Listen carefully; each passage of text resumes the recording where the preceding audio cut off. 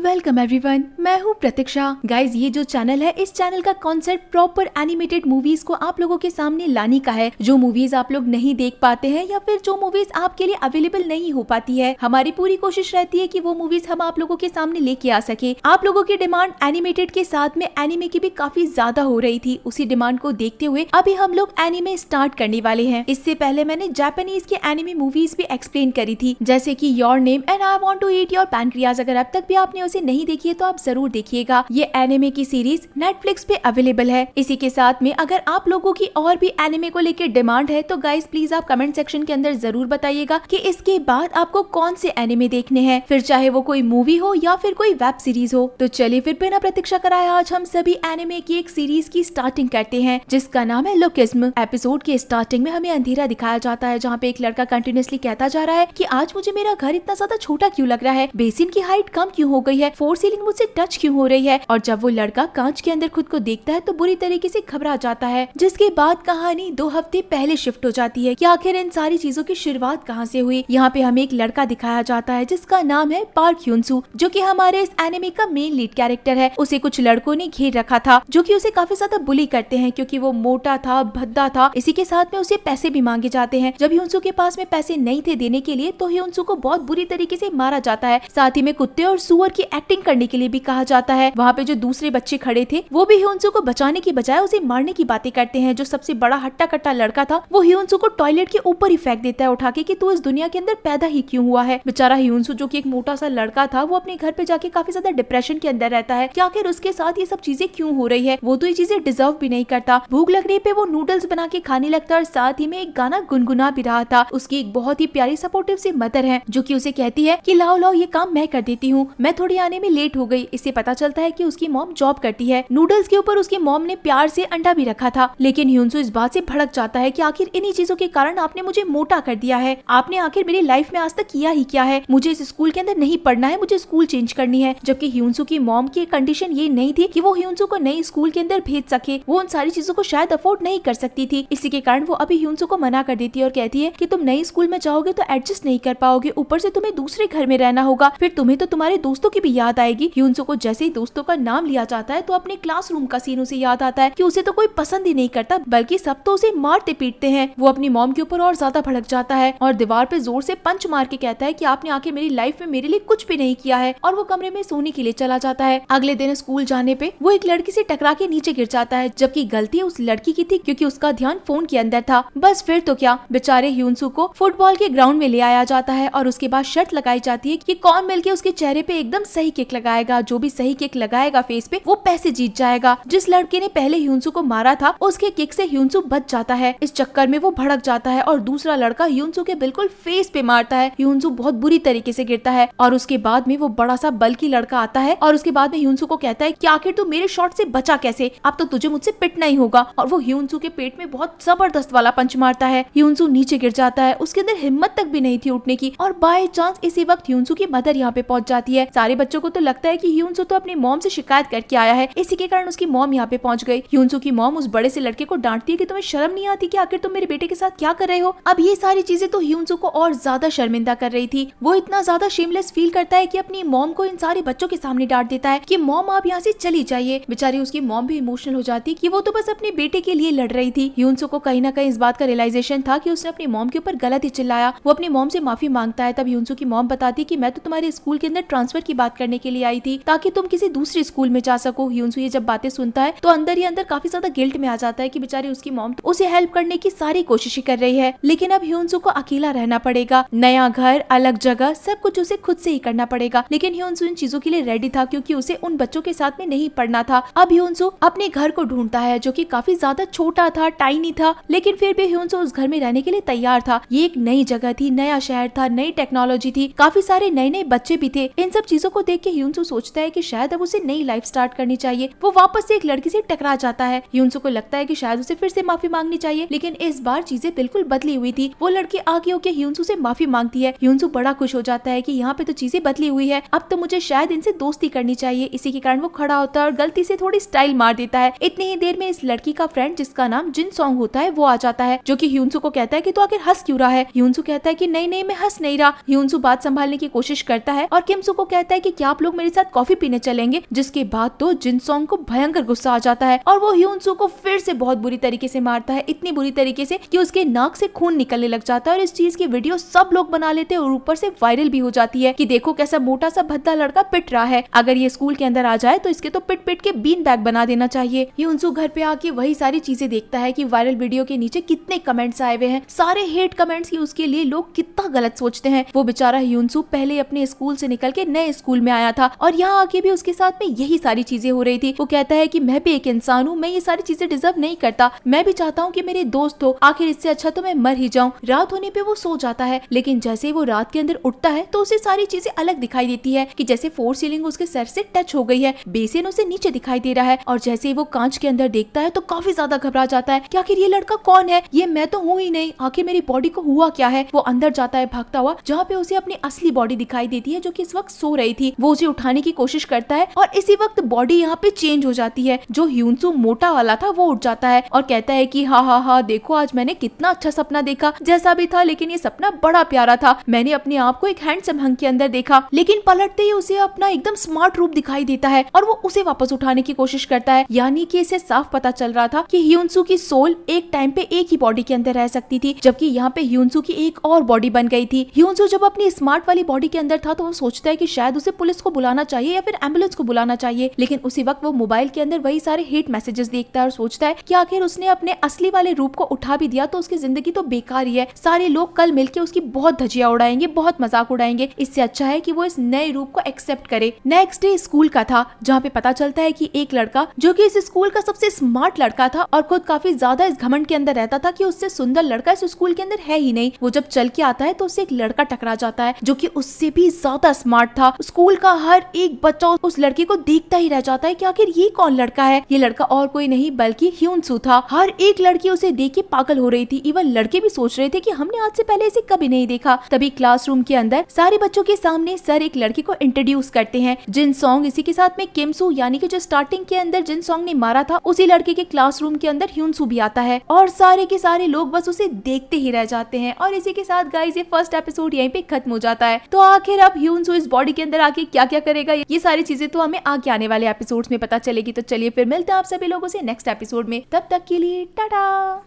लोकेस्मा के last episode में हमें योंगसू की सारी स्टोरी बता दी गई थी कि पहले आखिर वो क्या कैरेक्टर हुआ करता था, मोटा सा भद्दा सा काफी ज्यादा डरपोक इंसान जो कि कभी किसी से फाइट ही नहीं कर पाया। और उसके बाद ऐसा वक्त आया कि उसके सामने उसकी एक नई बॉडी आ चुकी थी। उस नई बॉडी के कारण उसने नए स्कूल के अंदर एडमिशन भी लिया और उसके बाद में हर कहीं अपना चार्म बिखेरता रहा। इसी कंटिन्यूटी के साथ में एपिसोड नंबर 2 की शुरुआत होती है। योंगसू क्लासरूम के अंदर जाता तो है और पीछे पीछे जाके बैठ जाता है, जहाँ पे उसे अपने प्रीवियस सारे फ्लैशबैक आते हैं कि कैसे जब वो मोटा हुआ करता था तो उसे कोई बैठने तक नहीं दिया करता था, सब उसे पीछे भेज दिया करते थे। और क्लासरूम में जाते ही उसकी नजर पड़ती है जीसोंग पे और इसी के साथ में मिजिन से, क्योंकि जीसोंग ने उसे बहुत बुरी तरीके से मारा पीटा था और ऊपर से वो डर भी रहा था कि कहीं उसे सब लोग पहचान न ले कि ये वही मोटा सा भद्दा लड़का है। अभी तक उसकी आवाज बदली हुई थी, लेकिन उसे इस आवाज के अंदर बात करने की आदत नहीं थी। उसे लगता है कि जरूर उसे कोई भी आके पंच मार देगा, लेकिन तभी यहाँ पे तो पूरी की पूरी कहानी ही बदल जाती है, क्योंकि जीसोंग आगे होके योंगसुक से हाय हेलो करता है। तो योंगसुक को लगता है कि क्या बात है, इस बॉडी का थोड़ा तो फायदा है, लोग आगे होके मुझसे हेलो हाय कर रहे हैं। इसी के कारण वो भी हाय हेलो करता है। एक लड़की जिसका नाम हालून था वो फटाफट से मेकअप करके सीधा योंगसुक के पास पहुंच जाती है। क्लास की बाकी लड़कियां कहती है ये लड़की तो बस हमेशा से चांस मारने के लिए रेडी रहती है, फिर चाहे कोई भी नया लड़का क्यों ना आए। वो योंगसुक के पास जाके उसे थोड़ा फ्रेंडली होने की कोशिश करती है। अब यहाँ पे जीसोंग की फ्रेंड जो कि मिजिन थी, जिसे हमने स्टार्टिंग में भी देखा था, उसके लिए वो परेशान हो रहा था कि मिजिन भी तो कहीं इस योंगसुक यानी कि नए लड़के के लिए सोच तो नहीं रही है, कहीं वो मुझे छोड़ तो नहीं देगी, कहीं वो मुझे धोखा तो नहीं दे देगी ना। इसी के साथ में योंगसुक अब कैंटीन की तरफ आगे बढ़ता है, जहाँ पे वापस से हालून उसके पास में आ जाती है और कहती है कि आखिर तुमने फैशन डिजाइनिंग क्यों चूज करी। जहाँ पे वो इस हाई स्कूल के बारे में और भी कई सारी चीजें बताती है कि यहाँ पे कुछ बच्चे हैं जो कि रेसलिंग के लिए आए हैं, कुछ बॉक्सिंग के लिए, कुछ डांसिंग के लिए, कुछ सिंगिंग के लिए। तुम्हें आखिर फैशन डिजाइनिंग में क्या इंटरेस्ट आया। योंगसुक अपने पास्ट के अंदर चला जाता है और वो याद करता है कि उसे फैशन डिजाइनिंग इसलिए दी गई क्योंकि उसके मार्क्स काफी ज्यादा कम थे, बस उसकी अटेंडेंस अच्छी थी, इसी के कारण उसे फैशन डिजाइनिंग दी गई ताकि किसी भी कॉलेज के अंदर उसका इजीली एडमिशन हो जाए। अब ये सच बात तो बता नहीं सकता था, इसी के कारण वो हारून को कहता है कि बस मुझे तो बचपन से ही पसंद थी, और हारून इस बात पे भी फ्लैट हो जाती है। यहाँ पे फर्स्ट टाइम ह्यूनसुक के साथ में ऐसा हुआ था कि किसी ने भी उसे लाइन से धक्का नहीं दिया था और खाना लेने के लिए उसे मना नहीं किया था। इसी के कारण वो हारून को कहता है कि हाँ मुझे कॉलेज तो बड़ा पसंद है, लेकिन हारून को ह्यूनसुक की बात तो समझ ही नहीं आ रही थी। यहाँ सामने जिनसोक भी ह्यूनसुक को देख के काफी ज्यादा जेलस फील करता है कि आखिर सारे लोग इसे देख क्यों रहे हैं। ह्यूनसुक जिसके बाद में पार्क के अंदर बैठ जाता है, वहाँ पे वो एक फैमिली को देखता है कि कैसे वो अपनी बच्ची को चलना सिखा रहे थे। ह्यूनसुक को लगता है कि अब उसे इस बॉडी के अंदर एडजस्ट होना पड़ेगा, इसी के कारण उसे भी चलना चाहिए। लेकिन जैसे ये फैमिली ह्यूनसुक को देखती है तो काफी ज्यादा पागल हो जाती है, यानी कि जो भी ह्यूनसुक को देखता है वो उसके चार्म के आगे फेल हो जाता है। ह्यूनसुक चलना स्टार्ट करता है और उस फैमिली को लगता है कि ये तो मॉडल है, वो अपने मॉडल की वॉक की प्रैक्टिस कर रहा होगा। गलती से ह्यूनसुक का पैर ट्विस्ट हो जाता है और वो गिरने वाला था, और तभी वो अपने आप को संभाल लेता है। उसे पता चलता है कि वो तो अब काफी ज्यादा हल्का हो गया है, ऊपर से एनर्जेटिक भी हो गया है। देखते ही देखते वो काफी ज्यादा भागने लगता है और पूरे दिन भागता है। इस चक्कर के अंदर नेक्स्ट डे उसे काफी ज्यादा नींद आने लगती है और वो गलती से क्लासरूम में ही सो जाता है। जब उसकी नींद खुलती है तो वो अपनी पुरानी बॉडी के अंदर उठता है और बुरी तरीके से डर जाता है कि शिट शिट शिट, ये तो बहुत बड़ी गड़बड़ हो गई। अब आखिर अगर मैं इस बॉडी के अंदर उठा तो मुझे वापस से सोना पड़ेगा और उस बॉडी के अंदर उठना पड़ेगा। लेकिन पूरे दिन से ये मोटा वाला ह्यूनसुक सो रहा था, इसी के कारण इसे नींद नहीं आती। तभी पता चलता है कि क्लासरूम के अंदर हारून ने आके ह्यूनसुक को उठा दिया। इसका मतलब था कि जो अच्छी वाली हैंडसम हंक वाली बॉडी थी ह्यूनसुक की, अगर उसे जबरदस्ती उठा दिया जाए तो वो सोल के अंदर आके उठ सकता है। जिसके बाद हमें सीन दिखाया जाता है कि जो मोटा वाला ह्यूनसुक की बॉडी है वो एक जनरल स्टोर के अंदर जॉब मांगने के लिए जाता है, लेकिन उसके साथ में वहाँ का मैनेजर अच्छे से बिहेव नहीं कर रहा था। आखिर ऐसा क्यों हुआ, फिर हमें ये दिखाया जाता है जो ह्यूनसुक की स्मार्ट वाली बॉडी थी वो रात के अंदर इसी स्टोर के बाहर पढ़ के गया था कि यहाँ पे एक नाइट वैकेंसी खाली है। इसी के कारण वो यहाँ के मैनेजर के पास जॉब मांगने के लिए आता है। अब यहाँ का मैनेजर भी ह्यूनसुक को यानी इतने सुंदर लड़के को देख के फेल हो जाता है और कहता है कि तुम मेरे स्टोर में काम करना चाहते हो। वो ह्यूनसुक की बिना एजुकेशन पूछे, बिना रेज्यूमे लिए डायरेक्ट सैलरी बढ़ा के उसे जॉब ऑफर कर देता है कि अगर इतना सुंदर लड़का मेरी शॉप के अंदर काम करेगा तो यहाँ पे तो हर समय लाइन लगी हुई रहेगी। तब ह्यूनसुक कहता है कि नहीं, मुझे माफ कर दीजिए, असल में जॉब मुझे नहीं बल्कि मेरे फ्रेंड को चाहिए। अब ये मैनेजर क्या कहता, वो बोल देता है कि ठीक है भेज देना। तो अब जो मोटा वाला ह्यूनसुक आता है तो मैनेजर उसे जॉब पे रखने के लिए मना कर देता है और कहता है कि हम स्टूडेंट्स को नहीं रखते। तब ये मोटा वाला ह्यूनसुक कहता है कि लेकिन आपने तो कल मेरे दोस्त को कहा था। तो मैनेजर कहता है कि मैंने तो तुम्हारे दोस्त को देख के हाँ किया था, तुम्हें देख के थोड़ी ना हाँ किया था, और वैसे भी मेरे स्टोर पे सिर्फ और सिर्फ सिगरेट्स बिका करती है, तुम्हें तो सिगरेट्स के नाम भी नहीं पता होंगे। तभी ह्यूनसुक एक एक करके 20 सिगरेट्स के नाम ले देता है और मन ही मन सोचता है कि पुराने स्कूल के अंदर उसे हर कोई सिगरेट लेने के लिए तो भेजा करता था, मारपीट के बेचारे को सिगरेट लेने जाना पड़ता था, इसी के कारण उसे सारी सिगरेट्स का नाम पता था। मैनेजर सोचता है कि चलो ठीक है, अब जो भी है इस लड़के को काम पे रख लेते हैं, लेकिन वो उसे ये भी पूछता है कि तुम रात में सो तो नहीं जाओगे ना। तो ह्यूनसुक मन ही मन हंसने लगता है क्योंकि उसे तो पता था कि दिन भर तो वो इस मोटी बॉडी के अंदर सोता रहता है, तो आखिर उसे नींद कैसे आएगी। ये मैनेजर यहाँ से चला जाता है। पूरी की पूरी शॉप ह्यूनसुक को देखे। रात में ह्यूनसुक इस चीज को लेके बड़ा खुश था कि फाइनली उसकी जॉब लग गई है। पार्ट टाइम जॉब करने से शायद उसे अच्छे खासे पैसे मिल जाएंगे और वो यहाँ पे अच्छे से सर्वाइव कर पाएगा। साथ ही में वो अपनी बॉडी के बारे में लिखने लगता है कि अब तक उसे अपनी बॉडी के बारे में ये पता चला है कि उसकी जो सोल है एक टाइम में एक बॉडी के अंदर ही रह सकती है। अगर उसकी मोटी वाली बॉडी सोती रहती है तो उसकी अच्छी वाली बॉडी एकदम एक्टिव हो जाती है, और अगर एक्टिव वाली बॉडी थक जाती है तो मोटा वाला ह्यूनसुक उठ जाता है। मोटी वाली बॉडी को नहीं उठाया जा सकता है, लेकिन जो अच्छी और स्मार्ट वाली बॉडी है उसे जबरदस्ती आराम से उठाया जा सकता है। ह्यूनसुक अपनी इस बॉडी के बारे में काफी सारी चीजें लिख ही रहा था, तभी यहाँ पे 2-3 लड़के शॉप के अंदर घुस जाते हैं और उसके बाद में सिगरेट मांगते हैं। अब यहाँ पे इस तरीके का रूल है कि जो अंडर एज है उसकी आईडी देख के ही उसे सिगरेट दी जा सकती है। इसी के कारण ह्यूनसुक उस लड़के से आईडी मांगता है और आईडी उस लड़के ने गलत दी थी यानी किसी और की, तो ह्यूनसुक सिगरेट देने से मना कर देता है। जिसके बाद तो बेचारे ह्यूनसुक की खैर नहीं थी। यहाँ पे असल के अंदर ये सारा ग्रुप जिनसोंग का था। जिनसोंग यहाँ पे आता है और ह्यूनसुक को देखते ही पहचान जाता है कि उसने तो इस ह्यूनसुक को पहले ही बहुत बुरी तरीके से मारा पीटा है, और जब वो नाम देखता है बैच पे ह्यूनसुक का तो उसे याद आता है कि उसके क्लास के अंदर भी एक ह्यूनसुक है, लेकिन इन दोनों में रात दिन का अंतर है। जिनसोंग उस स्टोर से काफी सारी चीजें उठा लेता है और बोलता है कि तुम चाहते थे ना मुझसे माफी मांगना, लो मैं तुम्हें माफ कर देता हूँ, ये सारी चीजों का बिल तुम भर देना और मैं बस यहाँ से जा रहा हूँ। तब ह्यूनसुक उसे रोकता है और मना करता है कि आप प्लीज ऐसा मत करिए, मेरी बस अभी अभी जॉब लगी है, मेरे मैनेजर मुझे जॉब से निकाल देंगे। जिसके बाद तो जिनसोंग को भयंकर गुस्सा आता है और वो ह्यूनसुक को बहुत बुरी तरीके से मारता है, इतनी बुरी तरीके से मारता है कि उसके कपड़े उतार के उसकी एक न्यूड पिक्चर वायरल कर देता है और कहता है कि अगर तूने कुछ भी किया तो देख लेना, ये सारी की सारी पिक्चर्स एक एक के फोन में दिखाई देगी। ह्यूनसुक एक बार फिर से बुरी तरीके से पिट चुका था, बेचारे की गलती भी नहीं थी और उसे अपने पुराने दिन याद आ जाते हैं कि आखिर वो हर वक्त बस पिटता ही रहता था। इसी वक्त उसकी मॉम का कॉल आता है। बेचारा वो पिटा हुआ तो था और अपनी मॉम से बात करने के मूड में भी नहीं था, इसी के कारण वो उनसे पूछता है कि आखिर आपने क्यों कॉल किया है। यहाँ पे हमें पता चलता है कि ह्यूनसुक की फीस भरने के लिए उसकी मॉम भी रात के अंदर नाइट शिफ्ट किया करती देती है ताकि उसे थोड़े एक्स्ट्रा पैसे मिल जाए। वो अपने बेटे से बस यही पूछती है कि क्या तुम्हारा मन तो लग गया ना स्कूल के अंदर। और जैसे ही उसकी मॉम के पास कोई कस्टमर आता है सामान देने के लिए तो वो एकदम से फोन काट देती है। नेक्स्ट डे ह्यूनसुक वापस से स्कूल के अंदर जाता है जहाँ पे हालून उसे अपने पास आने के लिए कहती है और कहती है कि चलो देखो मैं तुम्हें एक बहुत ही मजेदार चीज दिखाती हूँ। यहाँ पे जिन सॉन्ग, हालून और काफी सारे बच्चे जो कि कल ह्यूनसुक को मार के गए थे वो एक साथ में बैठ के मजाक उड़ा रहे थे। वो कहते हैं कि कल एक मोटा ताजा लड़का जिसे हमने पहले भी मारा था, हमने उसे वापस से मारा। ये देखो कल के पिक्चर्स, तुम तो देख देख के हंसते रहोगे। अब बेचारा ह्यूनसुक जो कि अपनी अच्छी वाली बॉडी के अंदर खड़ा था और अपने ही बारे में इतनी सारी चीजें सुन रहा था तो बहुत ज्यादा हैरान हो जाता है कि ये लोग कितना ज्यादा मजाक उड़ाते हैं मेरा, जबकि उन लोगों को तो पता ही नहीं था कि जिसके बारे में ये लोग मजाक उड़ा रहे हैं वो लड़का इनके सामने ही खड़ा है। वो कहते हैं कि ये बिल्कुल सुअर के जैसे लड़का है, इवन इसके तो पेरेंट्स भी ऐसे दिखते होंगे, ये तो पैदा ही गलत हुआ है, इसके पैदा होने से पहले इसे मार देना चाहिए। क्या होगा कि अगर इसकी मम्मी यहाँ पे आ गई तो इस बच्चे को बचाने के लिए। जैसे ही ह्यूनसुक अपनी मम्मी का नाम सुनता है तब वो उन लड़कों को कहता है कि देखो तुम ये गलत कर रहे हो, तुम्हें उस लड़की की फैमिली को बीच में नहीं लाना चाहिए। इतनी देर में तो जिनसोंग खड़ा हो जाता है और कहता है कि तुझे इस चीज से क्या प्रॉब्लम है अगर हम उसकी मम्मी के बारे में कुछ कह रहे हैं तो। ह्यूनसुक को लगता है कि अब तो वो पिटा ही पिटा, इसी के कारण वो कदम पीछे करने लगता है। यहाँ पे जिनसोंग बताया गया है कि वो एक रेसलिंग का काफी अच्छा चैंपियन है और उसके पंच से आज तक कोई नहीं बच पाया है। लेकिन तभी यहाँ पे वो ब्लॉन्ड हेयर वाला जो कि खुद भी एक बहुत ही स्मार्ट लड़का था जिसका नाम होंजी एओल है, वो आके जिनसोंग को रोकता है कि देखो इस लड़के की कोई गलती नहीं है, तुम इसे मत मारो। यानी कि पहली बार ह्योनसुक को किसी ने पिटने से बचाया था। लेकिन जिनसोंग कहता है कि जियोल तुम सामने से हट जाओ नहीं तो तुम भी पिटोगे। तो जियोल सामने से हट जाता है और उसके बाद में सीधा पंच ह्योनसुक के सामने आने ही वाला था। इतनी देर में तो यहाँ पे पूरे स्कूल के बच्चे इकट्ठे हो जाते हैं। लेकिन ह्योनसुक मनी मन सोचता है कि वो बचपन से तो पिटता हुआ ही आया है और उसे हर पंच के बारे में पता है कि आखिर पंच कहाँ से आने वाला है। इसी के कारण जी सॉन्ग के पंच से वो बच जाता है। ये चीज तो सारी स्कूल देखती रह जाती है कि आखिर ऐसा कैसे हो गया, जी सॉन्ग के पंच से ह्योनसुक कैसे बच गया। जिनसोंग को और ज्यादा गुस्सा आता है और वो धम-धम करके बहुत सारे पंच मारने लगता है, लेकिन ह्योनसुक को एक भी पंच नहीं लगता। जिनसोंग सोचने लगता है कि ये तो खुद भी एक चैंपियन है, यानी कि ये तो पुराना खिलाड़ी है, अब तो इसको मजा चखाना ही पड़ेगा। लेकिन ह्योनसुक को तो एक भी पंच नहीं लगता है। आखिर के अंदर एक पंच ह्योनसुक को पड़ने ही वाला था, लेकिन वो पंच रोक देता है। जिनसोंग तो सोच में पड़ जाता है कि आखिर आज तक उसे किसी ने भी नहीं पकड़ा, ह्योनसुक आखिर कैसे उसे रोक सकता है। ह्योनसुक को भी अब गुस्सा आ चुका था खुद के सारे पुराने बर्तावों को लेके कि लोगों ने उसे कितना ज्यादा बुली किया, उसे कितना ज्यादा मारा है। उसे याद आता है कि पुराने स्कूल के अंदर एक लड़के ने उसे पेट पे मारा तो बहुत जोर से। इसी के कारण वो जिनसोंग को एक मिला के जोर से पंच पेट के अंदर मारता है और जिनसोंग हो जाता है एकदम ढेर और वो जमीन पे गिर जाता है। सारे लोगों के सामने ह्योनसुक एक नया हीरो बन जाता है कि वाओ ये कितना स्मार्ट लड़का है, ऊपर से उसे इतनी अच्छी तरीके से फाइट करना भी आता है, उसने जिनसोंग यानी कि एक रेसलर को हरा दिया। ये सारी बातें स्कूल के एक ग्रुप को पता चलती है। ये ग्रुप हम कह सकते हैं कि गुंडों का ग्रुप था, यानी कि ऐसा ग्रुप जो कि सबको मारा पीटा करते थे, ऊपर से किसी नए लड़के को एक्सेप्ट भी नहीं करते थे। और इन्हें ये पता चलता है कि जिनसोंग को किसी ने मारा है, मतलब ह्योनसुक की तो वाट लग गई है। अगर वो इन सब के सामने आएगा तो पक्का पिटेगा। और इसी के साथ गाइस ये सेकंड एपिसोड यहीं पे खत्म हो जाता है। तो चलिए फिर मिलते हैं आप सभी लोगों से थर्ड एपिसोड में, तब तक के लिए टाटा।